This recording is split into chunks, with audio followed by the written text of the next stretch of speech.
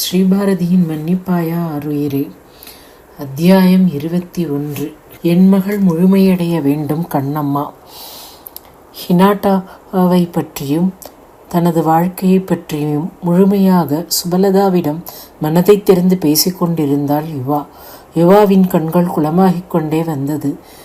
யுவா தேங்க ஆரம்பித்தாள். சுபா, எனக்கு ஒரு முக்கியமான கடமை இருக்குமா?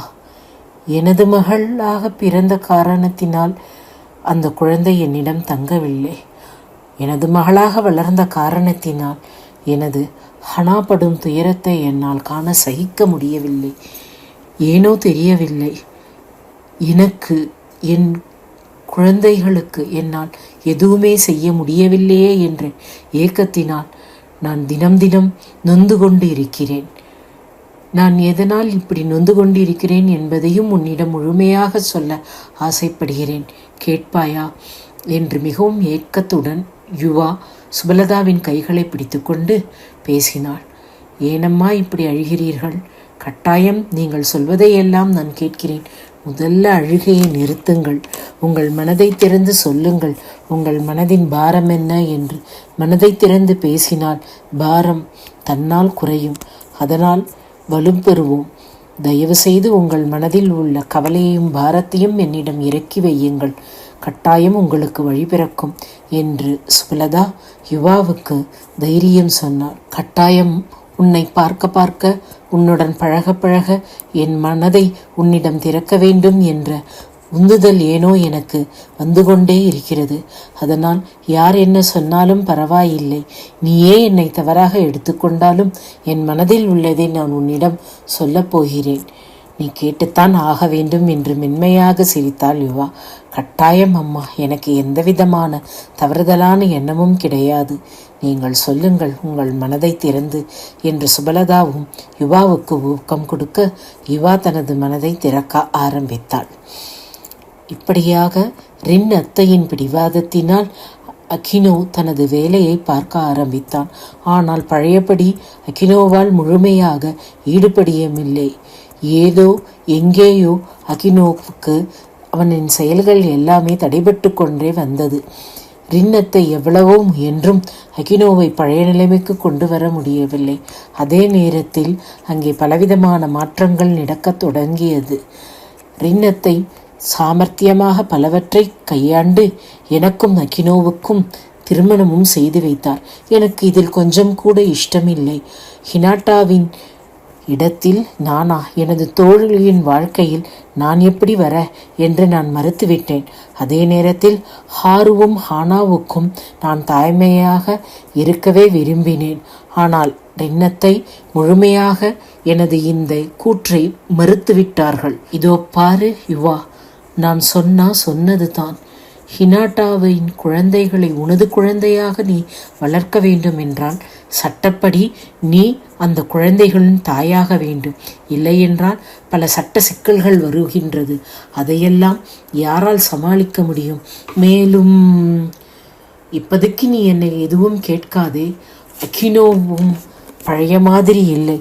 அகினோவும் ஹினாட்டாவும் எவ்வாறு இருந்தார்கள் என்பது உனக்கே நன்றாக தெரியும். அப்படிப்பட்ட அகினோவின் வாழ்வு குலைவதை என்னால் பார்த்து கொண்டு இருக்க முடியவில்லை.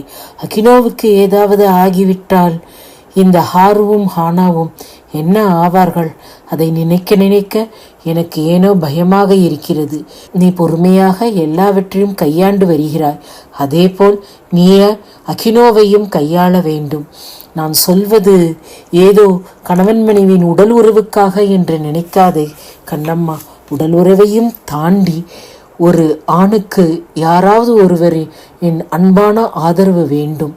அந்த ஆதரவு உன் மூலம் அகினோவுக்கு கிடைக்கும் என்று நம்புகிறேன்.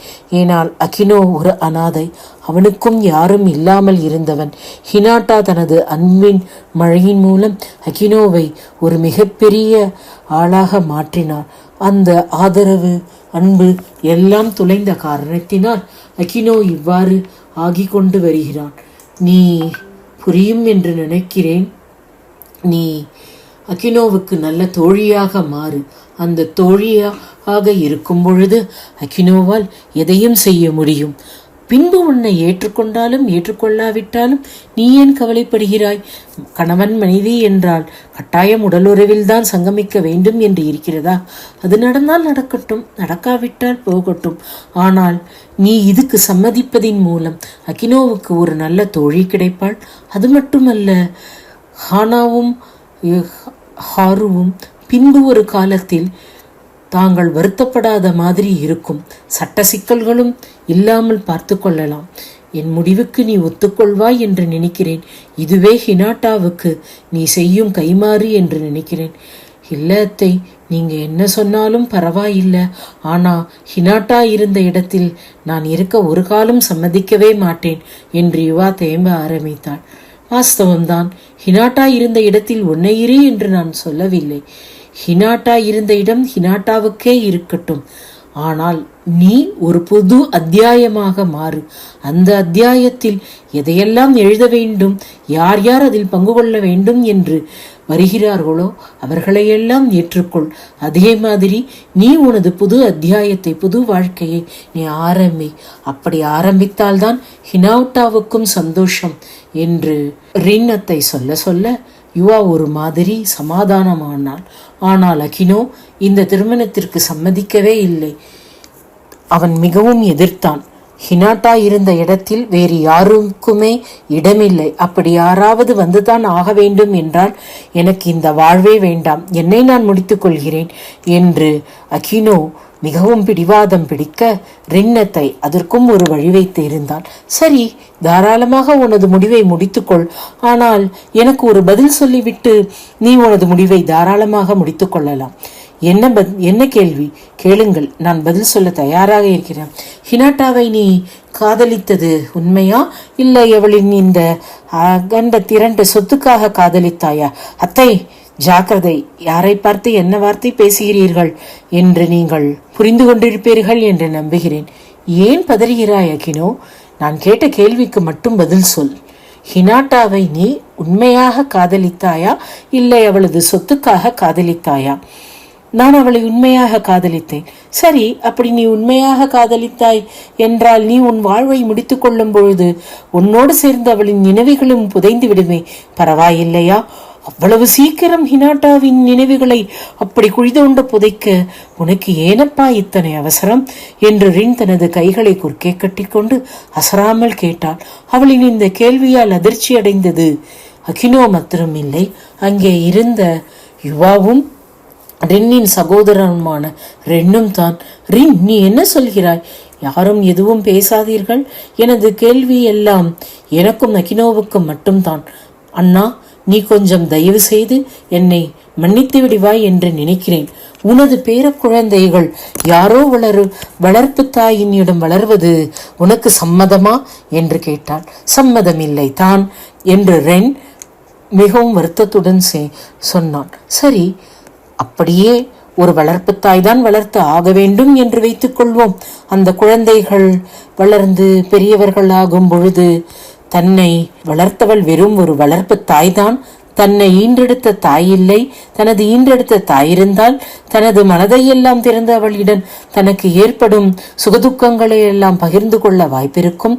ஆனால் என்னதான் இருந்தாலும் தன்னை தனது சொந்த மகளாக ஏற்றுக்கொள்ளாத ஒரு தாயிடம் தான் வளர்ந்ததால் தனக்கு பிற்காலத்தில் வரக்கூடியதை எண்ணி எண்ணி உனது பேரக்குழந்தைகள் மனமருந்தும் பொழுது கூட இருக்க நீயோ நானோ இல்லாத பொழுது என்ன செய்வார்கள்? இந்த அகினோவோ மிகவும் கோழையாக இருக்கிறான்.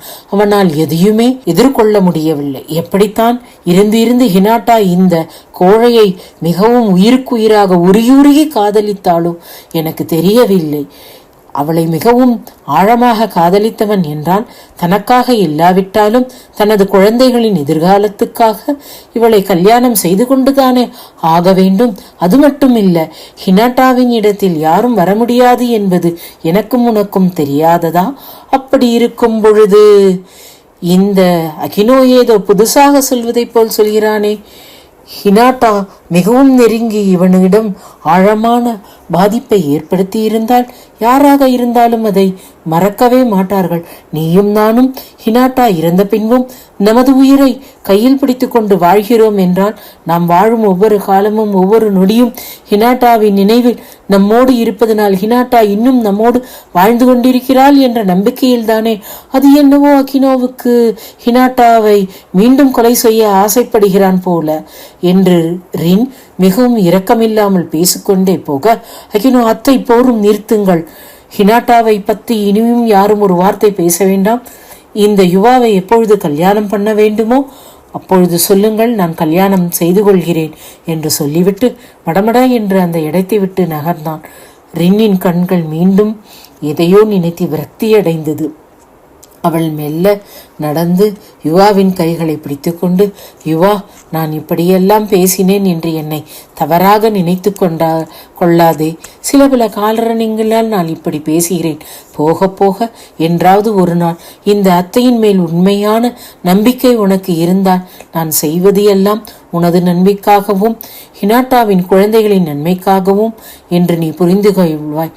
அண்ணா, நீ என்ன சொல்கிறாய் என்று ஏக்கத்தோடு தனது அண்ணனை பார்க்க ரென்னோ ஒரு புன்னகையை உதிர்த்துவிட்டு, ரின், எனக்கு உன்னை பற்றி நன்றாக தெரியும். நீ எது செய்தாலும் இந்த குடும்பத்துக்காகவும் எதிர்காலத்தை முன்னிட்டும் தான் செய்வாய் என்ற நம்பிக்கை எனக்கு எப்பொழுதுமே உன்னிடம் உண்டு.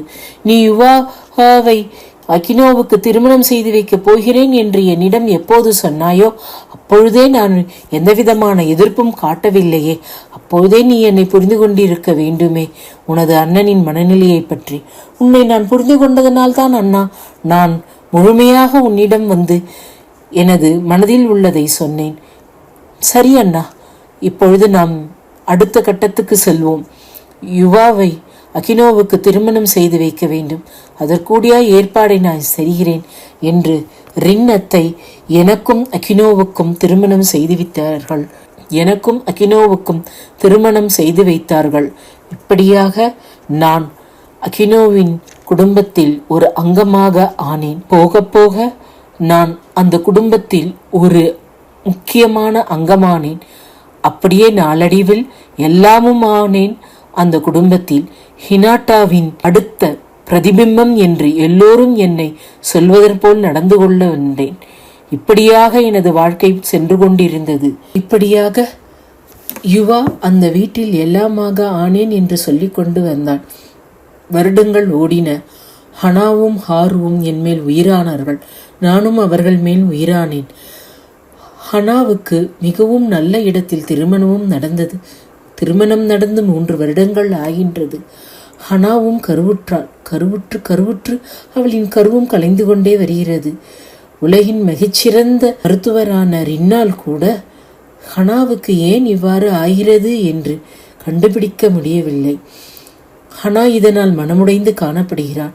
ஹாருவும் இதனால் மனமுடைந்து இருக்கிறான். எங்கள் குடும்பத்தில் இருந்த சந்தோஷம் என்னால் வத்திக்கொண்டே போகிறது. ஹனாவுக்கு ஒரு நல்ல குழந்தை பிறக்க வேண்டும். எனது மனசாட்சி என்னை குத்துகிறது.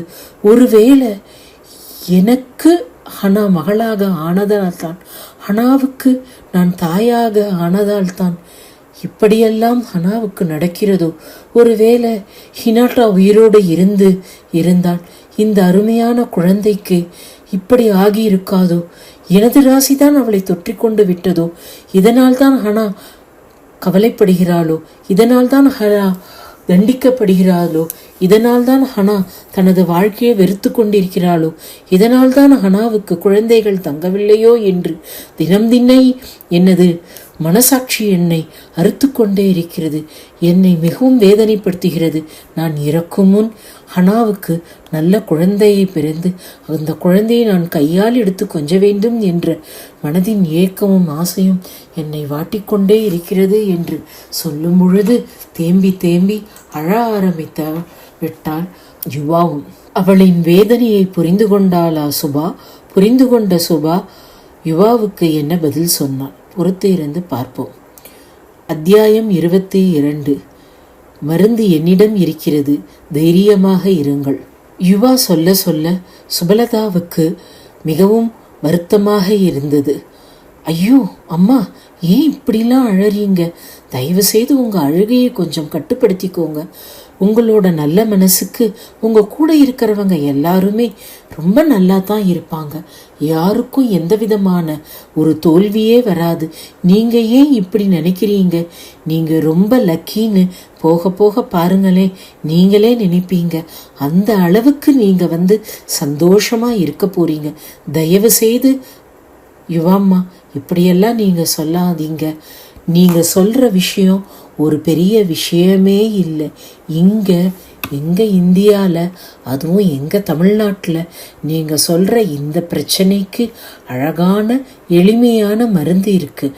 அந்த மருந்தை நீங்கள் உங்கள் பொண்ணுக்கு நம்பிக்கையோடு கொடுத்தீங்கன்னா, உங்கள் பொண்ணு நம்பிக்கையோடு அந்த மருந்தை உட்கொள்ளறதுக்கு சம்மதிச்சாங்கன்னா கட்டாயம் அவங்களுக்கு நல்ல குழந்தை பிறக்கும்.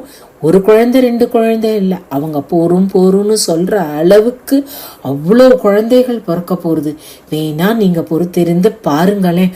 ஆனால் ஒன்று, நம்பிக்கைங்கிறது ரொம்ப ரொம்ப முக்கியம். இதுக்கு நீங்கள் தயார்னா நீங்கள் உங்கள் பொண்ணுக்கிட்ட பேசிட்டு சொல்லுங்கள், அந்த மருந்தை நானே உங்களுக்கு கொடுக்கறேன், போருமா என்று சுபலதா சிரித்து கொண்டு சொல்ல, யுவாவுக்கு சந்தோஷம் தாங்க முடியவில்லை. உண்மையாகவா சொல்கிறாய் சுபா? இது நிஜமா? எனது துயரத்துக்கும் மருந்தா? எனது மகளின் துயரத்துக்கும் மருந்தா? எங்களின் குடும்பத்தின் துயரத்துக்கும் மருந்தா? அப்படியென்றால் கட்டாயம் சொல்லம்மா. நான் சந்தோஷமா நம்பிக்கையோடு உடனேவே அந்த மருந்தை வாங்கிட்டு என் பொண்ணுக்கிட்ட கொண்டு போய் கொடுக்குறேன். நான் எது கொடுத்தாலும் என் பொண்ணு அதை மறுக்கவே மாட்டான். குடம்மா, சீக்கிரம் குடம்மா என்று படபடக்க ஆரம்பித்தாள். ஆ ஆ ஆ ஆ அம்மா அம்மா அம்மா, இப்படிலாம் நீங்கள் பதற்றமும் அடையக்கூடாது, படபடக்கவும் ஆரம்பிக்கக்கூடாது. இந்த மருந்து உங்கள் கையில் நான் கொடுக்கவும் முடியாது. அப்படியே கொடுக்கறதா இருந்தாலும் உங்கள் பொண்ணோட முழுமையான சம்மதம் எனக்கு வேணும். அப்படி நீங்கள் பண்ணும் பொழுது தான் இந்த மருந்து வேலையே செய்யும். அதனால நீங்கள் உங்கள் பொண்ணுக்கிட்டக்க பேசிட்டு உங்கள் முடிவை என்கிட்ட சொல்லுங்கள். அப்புறம் நான் சொல்லறேன், சரியா? நீங்கள் கவலைப்படாமல் இப்போ நீங்கள் கொஞ்சம் ஓய்வு எடுத்துக்கோங்க. ஆனால் ஒன்று, நீங்கள் இங்கே இந்தியாவிலேருந்து கிளம்புறதுக்கு முன்னாடி என்கிட்ட சொல்லுங்க அம்மா. ஏன்னா இப்போவே செஞ்சா நீங்கள் வந்திருக்கிறதுனால நல்லது, அதனால நான் சொல்லறேன் என்று சுபலதா சொல்லும்பொழுது, இப்போவே இந்தியாவிலேருந்து இல்லைம்மா, இன்னிக்கே இப்போவே நான் செய்யறதுக்கு தயார்.